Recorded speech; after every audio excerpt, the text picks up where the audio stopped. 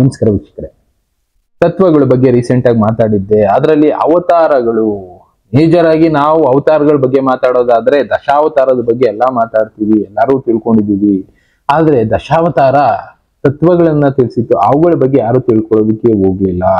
ಮತ್ಸ್ಯಾವತಾರ, ಕೂರ್ಮಾವತಾರ, ವರಾಹಾವತಾರ, ನರಸಿಂಹಾವತಾರ, ವಾಮನಾವತಾರ, ಪರಶುರಾಮ, ರಾಮ, ಕೃಷ್ಣ, ಬುದ್ಧ, ಮುಂದೆ ಬರುವಂತ ಕಲ್ಕಿ ಅವತಾರ, ಎಲ್ಲದ್ರ ಬಗ್ಗೆನೂ ಮಾತಾಡಿದ್ವಿ. ಆದ್ರೆ ಎಲ್ಲಾ ಅವತಾರಗಳು ಒಂದೊಂದು ತತ್ವಗಳನ್ನ ಜನಕ್ಕೆ ತಿಳಿಸಿ ಓದ್ವು. ಆದ್ರೆ ನಾವು ಇವತ್ತು ಫಾಲೋ ಮಾಡ್ತಾ ಇದೀವ ಅದರ ತತ್ವಗಳನ್ನ, ಅದ್ರ ಬಗ್ಗೆ ಗೊತ್ತೇ ಇಲ್ಲ ಅಲ್ಲ ಎಷ್ಟೋ ಜನಕ್ಕೆ. ಇವತ್ತು ಆ ವಿಷಯಗಳನ್ನ ನಾವು ತಿಳ್ಕೊಳ್ಳೋಣ. ಯಾವ ಅವತಾರ ಏನು ತತ್ವ ತಿಳಿಸಿತ್ತು, ನಾವು ಅದರಿಂದ ಏನ್ ತಿಳ್ಕೊಬೇಕಾಗಿತ್ತು, ಏನನ್ನು ಅಳವಡಿಸ್ಕೋಬೇಕಾಗಿತ್ತು ಅನ್ನೋದೇ ಈ ತತ್ವಗಳಲ್ಲಿ ಉಳ್ಕೊಂಡಿದ್ವಿ. ದಶಾವತಾರದಲ್ಲಿ ಇದ್ದಿದ್ದು ವಿಷ್ಣುವಿನ ದಶಾವತಾರ ನಮಗೆ ಅಂತ ದಾರಿನ ತಿಳಿಸ್ಕೊಡ್ತು, ತೋರಿಸ್ಕೊಡ್ತು. ಅದರಲ್ಲಿ ಮೊದಲನೇ ತತ್ವ ಮತ್ಸ್ಯಾವತಾರ, ಫಿಶ್. ಇದೇನ್ ಮಾಡ್ತು, ಜ್ಞಾನನ ನಮ್ಮಲ್ಲಿ ಬೆಳೆಸುವಂಥದ್ದು, ಉಳಿಸುವಂತ ಕೆಲಸ ಮಾಡ್ತು. ಮತ್ಸ್ಯಾವತಾರ ಒಬ್ಬ ಮನುಷ್ಯನಿಗೆ ಎಷ್ಟು ಜ್ಞಾನ ಅನ್ನೋದು ಬೇಕು, ಅದನ್ನ ಯಾವ ರೀತಿ ನಾವು ಪಡ್ಕೋಬೇಕು, ಯಾವ ರೀತಿ ಉಳಿಸ್ಕೋಬೇಕು ಅನ್ನೋದನ್ನ ತಿಳಿಸಿದ್ದೆ ಈ ಮತ್ಸ್ಯಾವತಾರ. ಇನ್ನ ಜೀವನ ಅನ್ನೋದು, ಮನುಷ್ಯನ ಜೀವಾಣು ಅನ್ನೋದು ಶುರುವಾಗಿದ್ದೆ ಫಸ್ಟ್ ನೀರಿನಿಂದ. ಅಲ್ಲಿಂದ ಹುಟ್ಟಿದಂತ ಜೀವ ಕೊನೆಗೆ ಅಂತ್ಯ ಆಗೋದು ಹೀಗೆ ಅನ್ನೋ ಜ್ಞಾನ ಕೊಡುತ್ತೆ ಈ ಮತ್ಸ್ಯಾವತಾರ. ಇನ್ನ ಕೂರ್ಮಾವತಾರ ಅಂದ್ರೆ ಇಲ್ಲಿ ಒಂದು ಸಪೋರ್ಟ್, ಒಂದು ಬೆಂಬಲ ಯಾವ ರೀತಿ ಕೊಡಬೇಕು, ನಮ್ಮ ಜೀವನದಲ್ಲಿ ನಾವು ಯಾವ ರೀತಿ ಸ್ಥಿರವಾಗಿ ನಿಲ್ಲಬೇಕು, ಅಂದ್ರೆ ಯಾವ್ದನ್ನ ಫಾಲೋ ಮಾಡ್ತಿದೀವಿ, ಯಾಕೆ ಅದನ್ನ ಫಾಲೋ ಮಾಡಬೇಕು ಅಂತ ಸ್ಥಿರತೆಯನ್ನ ತಿಳಿಸ್ತು ಈ ಕೂರ್ಮಾವತಾರ. ವರಾಹಾವತಾರ ಇದೇನ್ ಮಾಡ್ತು, ಪ್ರಕೃತಿನ ರಕ್ಷಿಸಿ ಅನ್ನೋ ಒಂದು ತತ್ವನ ತಿಳಿಸ್ತು. ಅದನ್ನ ನಾವು ಅರ್ಥ ಮಾಡ್ಕೊಂಡು ಭೂಮಿನ ಕಾಪಾಡ್ತು ವರಾಹಾವತಾರ ಅಂತ ಇವತ್ತು ಓದ್ತೀವಿ. ಎಲ್ಲಾ ಕಡೆ ವರಾಹ ದೇವಸ್ಥಾನಕ್ಕೆ ಹೋಗ್ತೀವಿ, ಪೂಜೆ ಮಾಡ್ತೀವಿ, ಬರ್ತೀವಿ. ಆದ್ರೆ ವರಾಹಾವತಾರದಲ್ಲಿದ್ದಂತ ತತ್ವ ಏನು, ಪ್ರಕೃತಿನ ಉಳಿಸು, ಭೂಮಿನ ಉಳಿಸು ಅಂತ ತಿಳಿಸಿತ್ತು ಆ ತತ್ವ. ಎಷ್ಟು ಜನ ಫಾಲೋ ಮಾಡ್ತಾ ಇದ್ದೀವಿ ಅದನ್ನ ಅರ್ಥ ಮಾಡ್ಕೋಬೇಕು. ಅಂದ್ರೆ ಪೊಲ್ಯೂಷನ್ ಕಡಿಮೆ ಮಾಡಿ, ಗಿಡ ಮರ ಬೆಳೆಸಿ, ಪ್ರಕೃತಿನ ಉಳಿಸಿ, ನದಿನ ಹಾಳು ಮಾಡ್ಬೇಡಿ, ನೀರ್ನ ಹಾಳು ಮಾಡ್ಬೇಡಿ, ಗಾಳಿನ ಹಾಳು ಮಾಡ್ಬೇಡಿ, ಇಂಥದ್ದನ್ನ ತಿಳಿಸಿದ್ದೆ ಈ ವರಾಹಾವತಾರದ ತತ್ವ. ಅಲ್ಲಿ ಒಂದು ಕತೆ ಬರ್ಬೋದು, ರಾಕ್ಷಸ ಬಂದ, ಭೂಮಿ ನೆತ್ಕೊಂಡು ಹೋದ, ಎಲ್ಲ ಇಟ್ಕೊಂಡಿದ್ದ, ಕೊನೆಗೆ ವರಾಹ ಸ್ವಾಮಿ ಬಂದು ಒಂದು ಅವತಾರದಲ್ಲಿ ಭೂಮಿನ ರಕ್ಷಿಸ್ದ ಅಂತ ಭೂಮಿನ ನಾವು ಹಾಳು ಮಾಡ್ತಾ ಇದೀವಿ ಅಂದ್ರೆ ತತ್ವ ಫಾಲೋ ಮಾಡ್ತಾ ಇದ್ದೀವ? ಒಂದ್ಸಲ ಯೋಚನೆ ಮಾಡಿ. ಅದನ್ನೇ ಇಲ್ಲಿ ತಿಳಿಸಿದ್ದು, ವರಾಹಾವತಾರದಲ್ಲಿ ಪ್ರಕೃತಿನ ರಕ್ಷಿಸಿ, ಭೂಮಿನ ರಕ್ಷಿಸಿ ಅಂತ. ಇನ್ನ ನೆಕ್ಸ್ಟ್ ನರಸಿಂಹಾವತಾರ ಇದೇನು ತಿಳಿಸ್ತು, ಇದು ಒಂದು ತತ್ವ ಇರುತ್ತೆ. ಅಹಂಕಾರನ ನಾಶ ಮಾಡುತ್ತೆ, ಭಕ್ತರನ್ನ ರಕ್ಷಿಸು, ದೇವರು ನಮ್ಮನ್ನ ಕಾಪಾಡ್ತಾನೆ ಅನ್ನೋ ಒಂದು ತತ್ವ ಇದ್ರಲ್ಲಿತ್ತು. ಅಂದ್ರೆ ನಮ್ಮಲ್ಲಿರುವಂತ ಅಹಂಕಾರನ ನಾಶ ಮಾಡ್ಬೇಕು. ಈಗೋ, ನಾನು, ನನಗೇ ಗೊತ್ತು, ನಾನಿಲ್ದೆ ಏನು ಇಲ್ಲ ಅಂತ ಇದ್ದವ್ರು ಎಷ್ಟೆಷ್ಟೋ ಜನ ಮಣ್ಣಲ್ಲಿ ಮಣ್ಣಾಗೋದ್ರು. ಅಂತದ್ರಲ್ಲಿ ಯಾರು ಉಳ್ಕೊಳ್ತಾರೆ ಭೂಮಿ ಮೇಲೆ ಅನ್ನೋದನ್ನ ಅರ್ಥ ಮಾಡಿಸ್ತು ಈ ತತ್ವ. ಅಹಂಕಾರ ಅನ್ನೋದು ಕ್ಷಣಿಕ. ಇನ್ನ ಭಕ್ತರನ್ನ ದೇವ್ರು ಕಾಪಾಡ್ತಾನೆ ಅನ್ನೋದನ್ನ ತಿಳಿಸಿದ್ದೆ ಈ ನರಸಿಂಹ ಅವತಾರ ತತ್ವ. ಎಷ್ಟೇ ಕಷ್ಟ ಇರ್ಲಿ, ಒಂದಲ್ಲ ಒಂದು ರೀತಿನಲ್ಲಿ, ಯಾವುದೋ ಒಂದು ಸ್ವರೂಪದಲ್ಲಿ ಬಂದು ಭಕ್ತರನ್ನ ಕಾಪಾಡ್ತಾನೆ ಅಂತ ತಿಳಿಸ್ತು ನರಸಿಂಹ ಅವತಾರದ ತತ್ವ. ಇನ್ನ ವಾಮನ ಅವತಾರ ಅನ್ನೋದು ಬಂತು. ಇದೇನು ಮಾಡ್ತು, ಒಂದು ಸಣ್ಣ ಹೆಜ್ಜೆ ದೊಡ್ಡ ಕೆಲಸ ಬೇಕಾದ್ರೂ ಮಾಡಬಹುದು ಅನ್ನೋದನ್ನ ತಿಳಿಸು. ಅಂದ್ರೆ ವಾಮನ ಕೇಳಿದ್ದು ಅಲ್ಲಿ ಮೂರು ಪಾದ ಇಡೋದಕ್ಕೆ ಬೇಕಾಗಿರುವಂತ ಜಾಗನ, 3 ಪಾದ ಇಡೋ ಜಾಗದಲ್ಲಿ ಇಡೀ ಪ್ರಪಂಚನೇ ಆವರಿಸುವ ಆ ಶಕ್ತಿ ಅಂದ್ರೆ ಲೆಕ್ಕ ಹಾಕೊಳ್ಳಿ. ಬಲಿ ಚಕ್ರವರ್ತಿ ಕೊನೆಗೆ ಏನಾದ ಅನ್ನೋದನ್ನ ತಿಳಿಸು. ಒಂದು ಸಣ್ಣ ಹೆಜ್ಜೆ ನೀವು ಇಡಿ, ಅದರಿಂದ ಬದಲಾವಣೆ ಅನ್ನೋದಾಗುತ್ತೆ. ಯಾವ ಮಟ್ಟಕ್ಕೆ ಬೇಕಾದ್ರೂ ಆಗ್ಬೋದು. ನಾವು ಹೆಜ್ಜೆ ಇಡೋದು ಪ್ರಯತ್ನನೇ ಮಾಡ್ಲಿಲ್ಲ ಅಂದ್ರೆ ಏನು ಆಗೋದಿಲ್ಲ ಅಂತ ತಿಳಿಸಿದ್ದೆ ಈ ವಾಮನ ಅವತಾರ.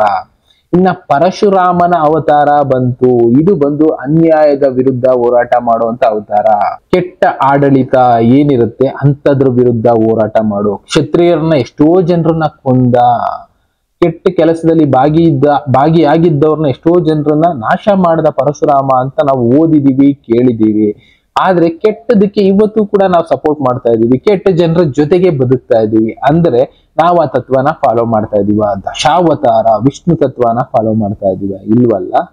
ಅದರಲ್ಲಿ ಇದು ಒಂದು ತತ್ವ ಅರ್ಥ ಮಾಡ್ಕೊಳ್ಳಿ. ಅನ್ಯಾಯದ ವಿರುದ್ಧ ಹೋರಾಟ ಮಾಡಬೇಕಾಗುತ್ತೆ. ಎಲ್ಲಾ ಟೈಮಲ್ಲೂ ಶಾಂತಿಯಿಂದ ಇರಬೇಕು ಅಂತ ಇಲ್ಲ. ಅನ್ಯಾಯದ ವಿರುದ್ಧ ಹೋರಾಟ ಮಾಡೋದಕ್ಕೆ ಒಂದು ಅವತಾರ. ಅದೇ ಒಬ್ಬ ಮನುಷ್ಯನಲ್ಲಿ ಇಷ್ಟು ಇರುವಂತ ಚಾನ್ಸಸ್ ಇರುತ್ತೆ. ಅಂದ್ರೆ ನಾವು ಅದನ್ನ ಟ್ರೈ ಮಾಡೋದಕ್ಕೆ ಹೋಗೋದಿಲ್ಲ. ಅನ್ಯಾಯದ ವಿರುದ್ಧ ಯಾಕಪ್ಪ ಬೇಕು, ನಮ್ಗೆ ಯಾಕೆ ಟೆನ್ಷನ್ ಅಂತ ಸುಮ್ಮನೆ ಹೋಗ್ತೀವಿ. ಅಂತದನ್ನ ತಿಳಿಸಿದ್ದೆ ಪರಶುರಾಮನ ತತ್ವ. ಇನ್ನ ರಾಮನ ತತ್ವ ಆದರ್ಶ, ಕರ್ತವ್ಯ, ಸತ್ಯ, ಕುಟುಂಬ, ಇದಕ್ಕೆ ಮೌಲ್ಯಗಳನ್ನ ಕೊಟ್ಟಿದ್ದು ತಿಳಿಸಿದ್ದು ರಾಮನ ತತ್ವ. ಅಂದ್ರೆ ತಂದೆ ಮಾತಿಗೆ ಬೆಲೆ ಕೊಟ್ಟು ಕಾಡಿಗೆ ಹೋಗಿ 14 ವರ್ಷ ವನವಾಸ ಮಾಡಿದ್ನಲ್ಲ, ಅಂಥದ್ದನ್ನ ತಿಳಿಸಿದ್ದು ರಾಮನ ತತ್ವ. ಆದರ್ಶ, ಏಕಪತ್ನಿ ವ್ರತಸ್ಥ, ಈ ತರದನ್ನೆಲ್ಲ ತಿಳಿಸಿದ್ದು ನಮ್ಗೆ ರಾಮನ ತತ್ವ. ಪುರುಷೋತ್ತಮ ಅಂತ ಕರೆದ್ರು ರಾಮನ್ನ. ಯಾಕೆ? ರಾಮ ಮಾಡದಂತ ಒಳ್ಳೆ ಕೆಲಸದಿಂದ ಇವತ್ತು ನಾವು ಮಾತಾಡ್ತೀವಿ ರಾಮ ರಾಜ್ಯ ಬೇಕು ನಮಗೆ, ರಾಮ ಇದ್ದಂತ ಕಾಲದಲ್ಲಿ ಇದ್ದಂತ ನಮ್ಗೆ ಇವಾಗ ಸುಭಿಕ್ಷತೆ ಬೇಕು ಅಂತ ಮಾತಾಡ್ತೀವಿ. ಯಾಕೆ? ಆ ಟೈಮ್ನಲ್ಲಿ ರಾಮ ನಡ್ಕೊಂಡಂತ ರೀತಿ ನೀತಿಗಳು, ಅವಾಗ ತಂದಂತ ಕೆಲವಷ್ಟು ಈಗಿನ ಪ್ರಕಾರ ಮಾತಾಡೋದಾದ್ರೆ ಶಾಸನಗಳು, ಇಂಥದ್ದೆಲ್ಲ ಆದರ್ಶವಾಗಿ ಉಳ್ಕೊಳ್ತು. ಅದಕ್ಕೋಸ್ಕರ ನಾವು ಇವತ್ತು ಮಾತಾಡ್ತೀವಿ ರಾಮನ ಅವತಾರ ಅಂತ. ನಾವು ಇದನ್ನ ಫಾಲೋ ಮಾಡ್ತಾ ಇದ್ದೀವ. ಇನ್ನ ಮುಂದಕ್ಕೆ ಹೋಗೋದಾದ್ರೆ ಕೃಷ್ಣನ ಅವತಾರನೂ ಆಯ್ತು. ಇಲ್ಲೇನಂದ್ರೆ ಪ್ರೀತಿ ಮತ್ತೆ ಬುದ್ಧಿವಂತಿಕೆ ಎರಡನ್ನೂ ಒಂದೇ ರೀತಿ ತೋರಿಸ್ತು. ಜಗದ್ಗುರು ಕೃಷ್ಣ ಅಂತ ಕರಿತೀವಿ. ಇವತ್ತಿಗೂ ಕೂಡ ಭಗವದ್ಗೀತೆಯಲ್ಲಿ ಎಷ್ಟೋ ಜನ ಓದಿ ತಿಳ್ಕೊಂಡಿರೋರು ಕೂಡ ಆ ತಪ್ಪನ್ನ ಮಾಡ್ತಾ ಇರ್ತಾರೆ. ಪ್ರೀತಿನ ಹರಡಿ ಬುದ್ಧಿವಂತಿಕೆಯಿಂದ ಬ್ಯಾಲೆನ್ಸ್ ಮಾಡಿ ಅನ್ನೋದನ್ನೆಲ್ಲ ತಿಳಿಸಿತ್ತು. ಕೆಟ್ಟದು ಅನ್ನೋದನ್ನ ನಾಶ ಮಾಡ್ಬೇಕಾದ್ರೆ ಒಂದೊಂದು ಸಲ ಅಧರ್ಮದ ಹಾದಿನಲ್ಲೂ ಹೋಗ್ಬೇಕಾಗತ್ತೆ. ಎಲ್ಲಾ ಟೈಮಲ್ಲೂ ನಾವು ಧರ್ಮದ ಹಾದಿನಲ್ಲೇ ಹೋಗಿ ಕೆಟ್ಟದನ್ನ ನಾಶ ಮಾಡ್ತೀವಿ ಅನ್ನೋದು ಸುಳ್ಳು. ಅಧರ್ಮದ ಹಾದಿನಲ್ಲಿ ಹೋಗಾದ್ರೂ ಸರಿ, ಅದನ್ನ ಸರಿ ಮಾಡ್ತೀವಿ ಅನ್ನೋ ಪ್ರಯತ್ನ ಮಾಡಿದ್ರೆ ಬದಲಾವಣೆ ಆಗತ್ತೆ ಅನ್ನೋದನ್ನ ತಿಳಿಸಿದ್ದು ಕೃಷ್ಣಾವತಾರ. ಧರ್ಮದ ಹಾದಿನಲ್ಲಿ ನೀವು ನಡೀರಿ, ಅದನ್ನ ಕಾಪಾಡೋ ಕೆಲಸ ನಾನ್ ಮಾಡ್ತೀನಿ. ಆದ್ರೆ ಎಲ್ಲಾ ಟೈಮಲ್ಲೂ ಧರ್ಮದ ಹಾದಿನಲ್ಲಿ ಹೋದ್ರೂ ಕೂಡ ನಿನ್ನ ಕೈಲಿ ಅದನ್ನ ಸಾಧಿಸೋದಕ್ಕಾಗ್ಲಿಲ್ಲ ಅಂದ್ರೆ ಕೆಲವೊಂದು ಸಲ ಅಧರ್ಮದ ಹಾದಿನಲ್ಲಿ ಹೋಗಾದ್ರೂ ಸರಿ, ಅದನ್ನ ಸರಿ ಮಾಡ್ಬೇಕಾಗತ್ತೆ. ಅದಕ್ಕೆ ತಕ್ಕನಾದ ಕರ್ಮ ಫಲ ನೀನು ಅನುಭವಿಸ್ಲೇಬೇಕು. ಕೃಷ್ಣನ್ಗೆ ತಪ್ಪಿದ್ದಲ್ಲ ಕರ್ಮದ ಫಲ. ಅಂತದ್ರಲ್ಲಿ ಸಾಮಾನ್ಯ ಮನುಷ್ಯರಿಗೆ ನಮಗ್ ತಪ್ಪುತ್ತಾ? ಆದ್ರೆ ನಿಮ್ಮ ಕರ್ತವ್ಯನ ನೀವು ಮಾಡಿ ಅನ್ನೋದನ್ನ ತಿಳಿಸಿದ್ದು ಕೃಷ್ಣ ಅವತಾರ. ಇನ್ನ ಬುದ್ಧನ ಅವತಾರ ಬಂತು ಶಾಂತಿ. ಶಾಂತಿ ಇದ್ರೆ ಸಾಕು, ಏನ್ ಬೇಕಾದ್ರೂ ಮಾಡಬಹುದು, ನಾವು ಏನ್ ಬೇಕಾದ್ರೂ ಗೆಲ್ಲಬಹುದು. ಎಲ್ಲರಿಗೂ ಹಿಂಸೆ ಇಲ್ಲದ ಕರುಣೆಯನ್ನ ತೋರಿಸು ಅಂತ ಹೇಳಿದ್ರು. ಅಂದ್ರೆ ನಾವು ಕರುಣೆ ತೋರಿಸೋದ್ರ ಜೊತೆಗೆ ಅಹಿಂಸೆ ಬಗ್ಗೆ ಪ್ರಚಾರ ಮಾಡ್ತಾ ಹೋಗ್ಬೇಕು. ಒಬ್ಬ ಬಂದು ಬೈದ, ಇನ್ನೊಂದು ಮಾಡ್ದ ಅಂದಿದ ತಕ್ಷಣ ಏನು ಕಳ್ಕೊಳ್ಳೋದಿಲ್ಲ. ಯಾರೋ ಒಬ್ಬ ಏನೋ ಅಂದಿದ ತಕ್ಷಣ ನಾವೇನು ಕಳ್ಕೊಳ್ಳೋದಿಲ್ಲ. ಅದಕ್ಕೇನ್ ಮಾಡ್ತೀವಿ, ನಾವೊಂದು ರಿಯಾಕ್ಷನ್, ಆ ಕಡೆ ಒಂದು ರಿಯಾಕ್ಷನ್ ಕೊಟ್ಟು ದೊಡ್ಡದಾಗಿ ಕೊನೆಗೆ ಅಂತ್ಯ ಆಗುತ್ತೆ. ಅದನ್ನ ತಿಳಿಸಿದ್ದೆ ಇಲ್ಲಿ ಬುದ್ಧನ ಅವತಾರ. ಬೇಕು ಕೋಪ ಬೇಕು, ನರಸಿಂಹನ ಅವತಾರದ ಕೋಪ ಇಟ್ಕೊಳ್ಳಿ. ಯಾವ್ದನ್ನ ನಾಶ ಮಾಡ್ಬೇಕು ಆ ಟೈಮ್ಗೆ ಒಂದು ಟೈಮ್ ಕೊಡ್ಬೇಕು. ಅವ್ರಿಗೂ ತಗೊಳಪ್ಪ ಟೈಮ್ ಕೊಡ್ಬೇಕು. ಯಾವತ್ತು ಮಾತು ಕೇಳೋದಿಲ್ಲ. ಆ ಕೋಪ ಆ ಅವತಾರದಲ್ಲಿ ಪ್ರದರ್ಶನ ಆಗುತ್ತೆ. ಅದನ್ನ ಬಿಟ್ಟು ಎಲ್ಲಾ ಟೈಮ್ ಕೋಪ ತೋರಿಸೋದಕ್ಕೆ ಹೋಗ್ಬೇಡಿ ಅಂತ ತಿಳಿಸಿದ್ದೆ ನಮ್ಮ ಬುದ್ಧನ ಅವತಾರ. ಇನ್ನ ಒಂದು ಅವತಾರ ಬರಬೇಕಾಗಿದೆ, ಅದೇ ದುಷ್ಟತನವನ್ನ ನಾಶ ಮಾಡುವಂಥದ್ದು. ನಮ್ಮಲ್ಲಿರುವಂತ ಈ ಕಾಮ, ಕ್ರೋಧ, ಮದ, ಮಾತ್ಸರ್ಯ ಇದೆಲ್ಲ ಕೂಡ ದುಷ್ಟತನದ ಒಂದು ಪರಮಾವಧಿ ಅಂತ ಕರೆದ್ರು. ಅಂಥದ್ದನ್ನ ನಾಶ ಮಾಡೋದೇ ಈ ಕಲ್ಕಿ ಅವತಾರ ಅಂತ ಕರೆದಿದ್ದಾರೆ.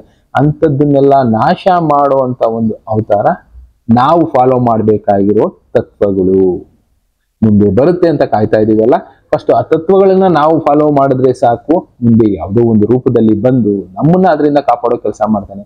ಆದಷ್ಟು ದೇವರುಗಳು ತಿಳಿಸಿದ್ದು ಒಂದೇ. ದೇವತೆಗಳು ಮಹಾನ್ ಭಾವರು ಹುಟ್ಟಿ ಭೂಮಿ ಮೇಲೆ ಅವರು ಎಲ್ಲಾನು ಮಾಡಿ ಹೋಗುವಾಗ ತಿಳಿಸಿದ್ ಒಂದೇ ತತ್ವಗಳು. ನಾವು ಅವ್ರನ್ನ ಪೂಜೆ ಮಾಡ್ತೀವಿ, ವಿಗ್ರಹ ಪೂಜೆ ಮಾಡ್ತೀವಿ, ಫೋಟೋ ಪೂಜೆ ಮಾಡ್ತೀವಿ. ಆದ್ರೆ ಅವ್ರು ತಿಳಿಸುವುದಂತ ತತ್ವಗಳನ್ನ ಯಾರು ಫಾಲೋ ಮಾಡೋದಿಲ್ಲ.